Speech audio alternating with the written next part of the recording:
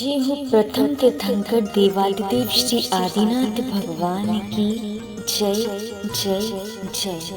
भक्तामरप्रणतमौलिमणिप्रभाणा मुद्योतकं दलितपापतमोहितानं सम्यक् प्रणम्य जिनपादयुगं युगादा वालम्बनं भवजले पततां जनानां यः संस्तुतां सकलवाङ्मय तत्त्वबोधा दुर्बुद्धबुद्धिपटुभिः सुरलोकनाथे स्तोत्रै जगत्कृतै चित्ते हरेरुधारि स्तोषः किलाहमपि तं प्रथमं जिनेन्द्रं बुद्ध्या विनापि विबुधार्चितपादपीठ स्तोतुं समुद्यते मते विगर्त्रपोहं बालं विहाय जलसंस्थितमिन्दुबिम्ब मन्यः क इच्छति जना सहसा ग्रहीतुं वक्तुं गुणाङ्गुरसमुद्रशशाङ्ककान्ता कस्ते क्षमासुरगुरु प्रतिमोऽपि बुद्ध्या कल्पान्तकालपवनोद्धतनक्रचक्रं को वा तरीतुमनमम्बुनिधिं भुजाभ्यां सोऽहं तथापि तव भक्तिवशान्मुनीश कर्तुं स्तवं विगतशक्तिरपि प्रपत्या वृत्तात्मवीर्यमविचार्य मृगेन्द्रं नाभेति किं निजशिशु परिपालनार्थम् अल्पश्रुतं श्रुतवतां परिहासधाम त्वत्भक्तिरेव मुखरीकुरुते वनाम्मां यत्कोकिलः किल मधो मधुरं विरौति तच्चामृचारुकलिका निकरैकहेतुः त्वस्तस्त्वेन भवसन्ततिसन्निबद्धं पापं क्षणाच्छयमुपैति शरीरभाजा आक्रान्तलोकमलिनीलिमशेषमातु सुरांशुभिन्निमिव शावमन्धकारं मतवेति नाथ तव संस्तवनं मयेद् मारभ्यते तनुधियापि तव प्रभावान् चेतो हरिष्यति सतां नदीदलेषु मुक्ताफले द्युतिमुपैति ननोदबिन्दु आस्तां तवेस्तवनमस्ति समस्तदोषं त्वत्सङ्कथापि जगतां दुरितानि हन्ति दूरे सहस्रकिरणां कुरुते प्रभैव पद्माकरेषु जलजा निविकासभाण्डि नाटकभूतं भुवनभूषणभूतनाथ भूतैर्गुणैर्भुवि भवन्तमविष्टुवन्ता तुल्या भवन्ति भवतो ननतेन किं वा भूत्याश्रितं य एहिनात्मसमं करोति दृष्ट्वा भवन्ति मलिमेषविलोकनीयम् नान्यत्र दोषमुपयाति जनस्य चक्षु ऋत्वापया शशिकरदुदिदुग्धसिन्धु चारं जलं जलनिधि रसितुं क इच्छित् यहि शान्तिरागिरुचिभिः परमाणुभस्वं निर्मापितस्ति भुवनैकललामभूत् तावन्त एव खलु ते पुरभा पृथिव्या यत्ते समानमपि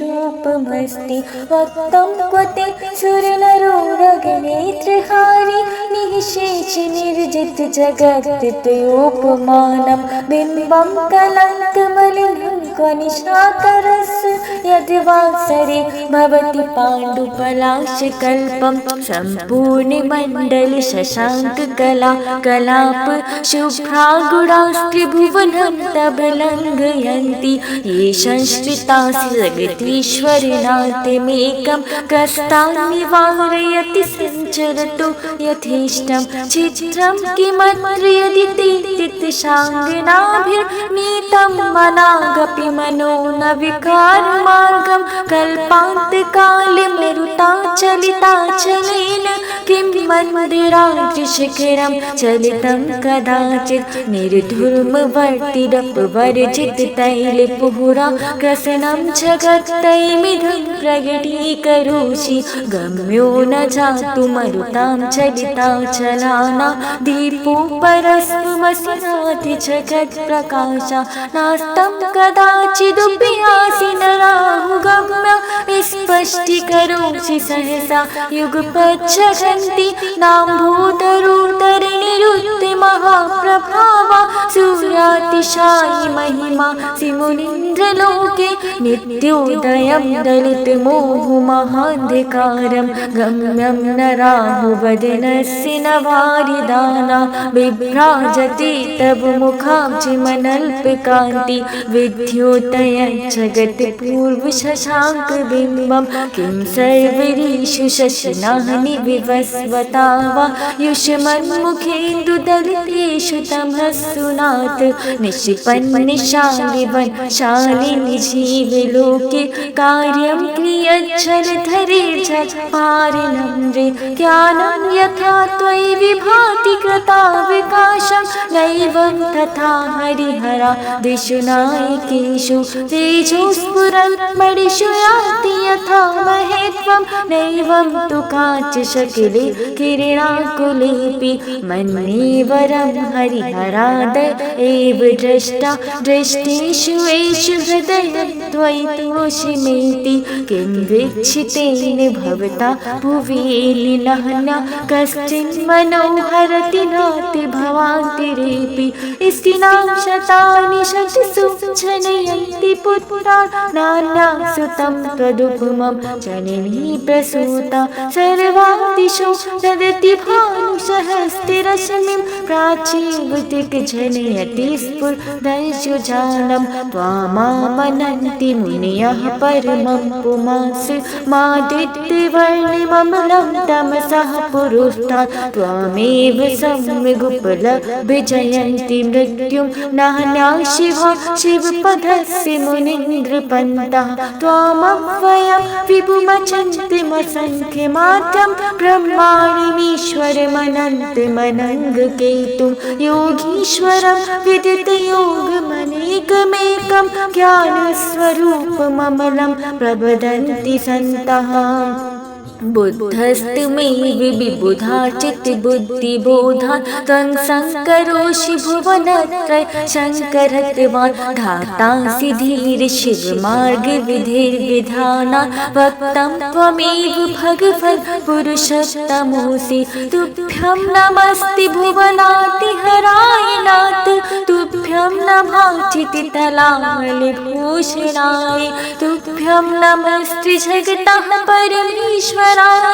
तुभ्यं नमो जिनभवोदतिशोषणाय को विस्मयोते यन्नाम गुरेरशेषिष त्वं संश्रितो निर्वकाशतया मुनीश दोषेरुपाति विविधाश्रयजाते गर्वे सपनान्तिरेऽपि न कदाचित् पेक्षितोऽसि उच्छीरशोकतरुसंश्रितमुन्मयूख मा भाति रूपममलं भवतो नितान्तं स्पष्टोल्लसत्किरणमस्ततमोवितानं बिम्बं रविरिव पयोधर पार्श्ववर्ति सिंहासने मणिमयूखशिखा विचित्रे बिभ्राजते तव बहुः कनकावदातं बिम्बं वियद् विलसितंशुलतावितानं तुङ्गोदयाद्रिशिरिषीव सहस्तिरश्मि कुन्दावताति चलचामर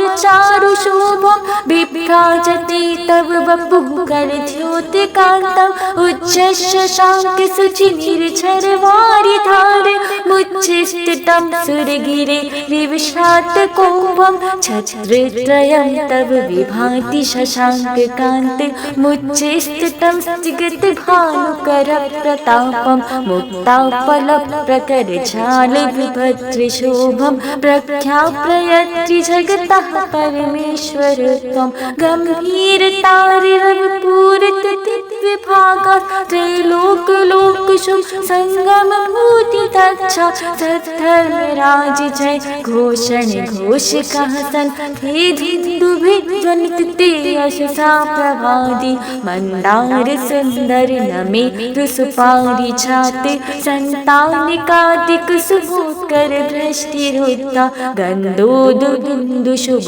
मंदे मरुत्प्रपाता दिव्या दिवा पतति ते वचसां प्रतिर्वा सुम्भत्प्रभा वलयपूरि विभा विभोस्ते लोकत्रये द्युतिमतां द्युतिमां क्षिपन्ति प्रोद्यति वाकरनिरन्तर भूरि संख्या दैत्या च यद्यपि निशामपि सौम्य सौम्यां स्वर्गापवर्गगम मार्ग विमार्गरेष्ट सद्धर्म तत्व कथनीक पटुस्त्रिलोक्य दिव्यध्वनि भवति ते विशदार्थ सर्व भाषा स्वभाव परिणामे गुणी प्रयोज्य उन्नित्र हेमन पंकज कुंज कांत पर्युल्लसन लखमयूख शिखाभिरामो पादोपदानि तव यत्र छिनीन्द्र धत्ता पद्मानि तत्र विबुधा परिकल्पयन्ति इत्थं यथा तव विभूतिरभुच्छिनीन्द्र धर्मोपदेशन विधौ न तथा परस्य या तत्प्रभा दीर्घता प्रहतान्धकारा तातः कुतो ग्रहिगरस्य विकाशिनोऽपि च्युतन्मदा विलविलोल कपोल मूल मतत भ्रमत भ्रमणाद विभद्र कोपम् ऐरावताविमुद्वत मापतन्तं दृष्ट्वा भयं भवति नो भवदाश्रितानां भिन्नेव कुम्भगलतुच्छबलशोणिताक्त मुक्ताफलप्रकरभूषित भूमिभाग बद्धक्रमाक्रमगतं हरिणादिपोऽपि नाक्रामतीक्रमयुगाचल संश्रितं ते कल्पांत काल पवनो व्रत बहिनी कल्पम दावानलं ज्वलित मुज्ज्वल मुस्फुलिंगम विशिवं जिगस्सुमिव सन्मुखमां पतन्तं त्वन्नाम कीर्तं जलं शमयति शेषं रक्ते क्षणं समदकोकिलकण्ठनीलं क्रोधोत्तत्फणिनमुत्फणमां पतन्तम् आक्रामतीक्रमयुगे त्वन्नामनागरमणि हृदयस्य पुंसा वल्गतुरङ्गगज गर्जित भीमनाद माजोवलं वलिवतामपि भूपतीना उद्यति वाकरमयूखशिखापभिद्धं त्वत्कीर्तिनाथमिवाशुभितामुपैति कुन्ताग्रभिन्निगजशोणितवारिवाह वेगावतारतरणातुरयोध भीमे युद्धे जयं विजित दुर्जय धे पश्चात् तत्पादपङ्कजवनाश्रणिमूलभन्ते अम्भोविदौ चुबित भीषर नक्र चक्र पाठीनि पीठ भयदुर्वाणिवाग्नौ रङ्गतरङ्ग शिखर स्थितयानि पात्रास्त्रां विहार भवता स्मराद् भजन्ति उद्भूत भीषण जलोधर भाङ्रि भुग्ना सोच्चां दशामुपि गताश्च्युत जीविताशा तत्पादे पङ्कजरजोमृत दिग्धदेहा मर्त्या भवन्ति मकरध्वज तुल्यरूपा आपादकण्ठमुरुशृङ्खलवेष्टिताङ्गा गाढान्विहन्निगडकोटिनिघ्रष्टजङ्गा त्वन्नाममन्त्रिमनिशं मनुजा स्मरन्ता श्रद्धा स्वयं विगतबन्धभया भवन्ति मतत्रिपेन्द्रमगराजधवानिलाहि सङ्ग्रामवारिधि महोदर बन्धनोत्तम तस्या सुनाशमुपयाति भयं विएव यस्तावकं स्तवमिमं मतिमानधीते स्त्रोतसुजन्तव छिनीन्द्रगुणिनिबद्धा भक्ता मया रुचिर्विचित्रपुष्पा धत्ते जनो य इह कण्ठगतामजस्त्रं तं मानतुङ्गमविशासमुपैति लक्ष्मी तं मानतुङ्गमविशासमुपैति लक्ष्मी तं मानतुङ्गमविशासमुपैति लक्ष्मी इति मानतुंग आचार्य विरचित श्री भक्तामृत स्तोत्रम नमो नमः।